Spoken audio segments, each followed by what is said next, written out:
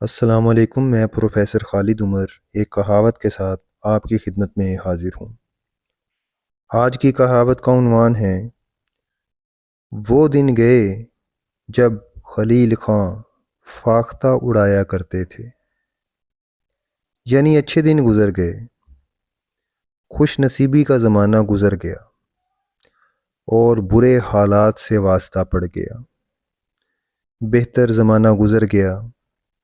یہ کہاوت اس وقت کہی جاتی ہے کہ جب کوئی امیر شخص بدحالی، ناکامی اور نامرادی کے دن گزارنے کے لیے مجبور ہو جائے۔ اس کہاوت کے پس منظر میں جانے سے پہلے آپ سے گزارش ہے کہ اس ویڈیو کو آخر تک دیکھیے گا۔ کہا جاتا ہے کہ 1857 کی جنگ آزادی سے پہلے دلی میں خلیل نامی ایک امیر آدمی ہوتے تھے، لیکن وہ بہت کنجوس تھے۔ دولت کے سہارے انہوں نے اپنی جوانی کے عالم میں کئی شادیاں کی، مگر خسیس اور بد مزاج ہونے کے باعث کسی بیوی سے زیادہ دیر تک نباہ نہ ہو سکا۔ جب وہ قدرے بوڑھے ہو گئے تو کوئی ان سے اپنی لڑکی کی شادی کرنے کے لیے تیار نہ ہوتا تھا۔ اب خلیل خاں کے دوستوں کے بھی مزے جاتے رہے، کیونکہ وہی شادی کرواتے تھے اور پھر طلاق کے مقدمے لڑواتے تھے۔ ان کی خوب ریل پیل ہوتی تھی۔ خلیل خاں جیسے کنجوس اور خسیس آدمی سے روپے اور دیگر چیزیں اینٹھتے تھے۔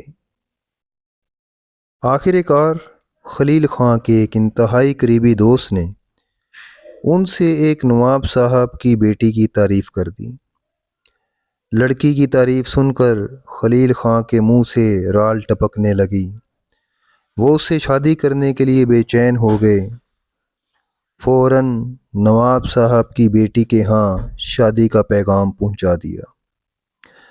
نواب صاحب کو جب یہ پیغام ملا تو انہیں شدید غصہ آیا، لیکن انہوں نے اپنے دوستوں سے مشورہ کر کے فیصلہ کیا کہ اس مرتبہ وہ خلیل خاں کو لازمی سبق سکھائیں گے تاکہ اس کے بعد وہ لڑکیوں کو تنگ نہ کریں۔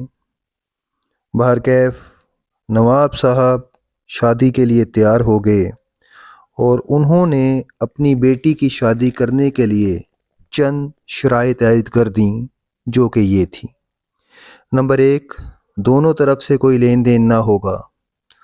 دلہن کے لیے صرف ایک جوڑا لایا جائے گا اور دلہے میاں بھی اپنے کپڑے پہن کر آئیں گے۔ دلہا اگر اپنے ساتھ باراتی لانا چاہتا ہے تو لڑکی والے کسی قسم کا کھانا کھلانے کے پابند نہیں ہوں گے اور کھانے کے سارے اخراجات دلہے میاں کو خود جیب سے اٹھانا ہوں گے۔ دلہن کی طرف سے کوئی رسم ادا نہ ہوگی، البتہ 5000 روپے حق مہر طے پائے گا، جو کہ خلیل خاں کو فوراً موقع پہ ہی ادا کرنا ہوگا۔ اس کے بعد نواب صاحب نے محلے کی ایک پاگل عورت جس کا دماغی توازن بالکل ٹھیک نہ تھا اور جو محلے میں خیرات مانگتی تھی، اس کو شادی کے لیے تیار کر لیا۔ دوسری طرف خلیل خاں بڑے تزک و احتشام کے ساتھ شادی کا جوڑا زیب تن کیے، سواری میں سوار ہو کے دلہن کے دروازے پہ باراتیوں کے ساتھ آ گئے۔ ان کا نکاح فاختہ کے ساتھ پڑھوا دیا گیا۔ شادی کا عمدہ جوڑا جسے خلیل خاں اپنے ساتھ لائے تھے، نکاح سے پہلے دلہن کے لیے بھیج دیا گیا۔ عورتوں نے وہی جوڑا فاختہ کو پہنا کر دلہن بنا دیا۔ چنانچہ نکاح کے بعد فاختہ کو ایک ڈولی میں بٹھا کر دلہا کے ہمراہ سسرال کے لیے رخصت کر دیا گیا۔ خلیل خاں مارے خوشی کے پھولے نہیں سما رہے تھے۔ جب دلہن کی ڈولی خلیل خاں کے دروازے پہ پہنچی اور جب دلہن کو ڈولی سے باہر نکالا گیا تو جیسے ہی خلیل خاں ڈولی کے قریب پہنچے، فاختہ ڈولی سے نکل کے وہاں سے بھاگ گئی اور دیکھتے ہی دیکھتے رات کے اندھیرے میں گم ہو گئی۔ خلیل خاں ہائے ہائے کرتے رہ گئے۔